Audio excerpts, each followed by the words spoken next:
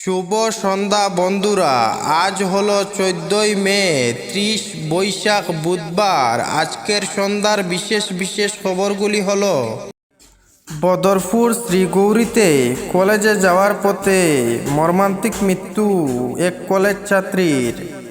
যেমন বাবা তেমন সন্তান, তাহসিন মেহবুব। অবসর নিলেন সঞ্জীব খান্না, আজ দায়িত্ব নেবেন প্রধান বিচারপতি গাবাই। তরঙ্গে নিম্নমানের কাজ, বাস্তুকারকে সাসপেন্ডের নির্দেশ মন্ত্রী পীযূষের। প্রাক বর্ষার বেসে গেল সিংলা নদীর অস্থায়ী সেতুর একাংশ, বিপন্ন দুপারের বিস্তীর্ণ দুলভছড়া এলাকা। বিস্তারিত খবরে যাওয়ার আগে ভিডিওটিকে একটি লাইক করে শেয়ার করে দেবেন। দেশ বিদেশের খবর পেতে পেজটিকে ফলো করুন। এবার শুনুন আজকের বিস্তারিত খবর।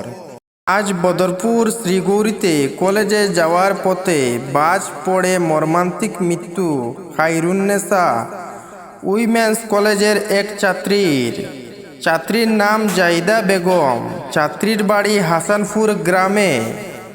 যেমন বাবা তেমন সন্তান, তাহসিন মেহবুব। আশ্চর্য মাহবুবুল হকের ছেলে তাহসিন মেহবুব সিবিএসই দশম শ্রেণীর পরীক্ষায় 93.4 নম্বর পেয়ে উত্তীর্ণ হয়ে রোশন করল মা বাবার নাম। দেশের প্রধান বিচারপতি পদে কর্মজীবনের শেষ দিনে প্রাপ্ত প্রশংসাপত্র পড়ে অবিভক্ত সঞ্জীব খান্না। অপারেশন সিঁদুরের সাফল্য নিয়ে দেশ যেদিন উচ্ছ্বসিত, খুদ প্রধানমন্ত্রী নরেন্দ্র মোদী পাঞ্জাবের আদমপুর বায়ুসেনা ঘাঁটিতে দেশাত্মবোধক পাকিস্তান ও জঙ্গি বিরোধী উদ্দীপক ভাষণ দিচ্ছেন, সেদিন অত্যন্ত সাদামাটাভাবে অবসর নিলেন শীর্ষ আদালতের প্রধান বিচারপতি খান্না। তারই মনোনীত বিচারপতি বি.আর. গাবাই পরবর্তী প্রধান বিচারপতি পদে বসতে চলেছেন। দরং জেলার গুরুত্বপূর্ণ বাঁধ প্রকল্পগুলো মঙ্গলবার পরিদর্শন করেন রাজ্যের জলসম্পদ মন্ত্রী পীযূষ হাজারিকা। পরিদর্শনকালে কাজে মারাত্মক অবহেলা ও প্রক্রিয়াগত নিয়ম লঙ্ঘনের দায়ে বিভাগের বাস্তুকারকে অবিলম্বে সাসপেন্ডের নির্দেশ দেন।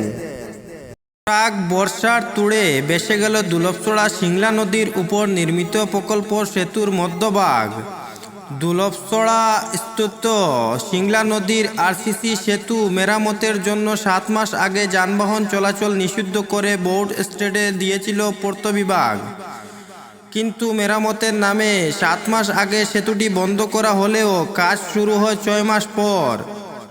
যেহেতু ওই সেতু হচ্ছে বিস্তীর্ণ দক্ষিণ রাতাবাড়ি কেন্দ্রের জীবনরেখা। প্রতিদিন আনিপুর জামুয়াং সড়কে হাজার হাজার যানবাহন চলাচল করত ওই সেতু দিয়ে। বিস্তীর্ণ দুলভছড়া, নিবিয়াসরাগি, রংপুর ইত্যাদি এলাকায় লক্ষ লক্ষ মানুষের প্রতিদিন ওই সেতু দিয়ে যাতায়াত করেন। ফলে সেতুটি বন্ধ হয়ে যাওয়ায় যানবাহন বিদ্যানগর হয়ে গুড় পথে আনিপুর গিয়ে বের হচ্ছে। আজকের খবর এই পর্যন্ত। ভিডিওটি শেয়ার করে দিবেন।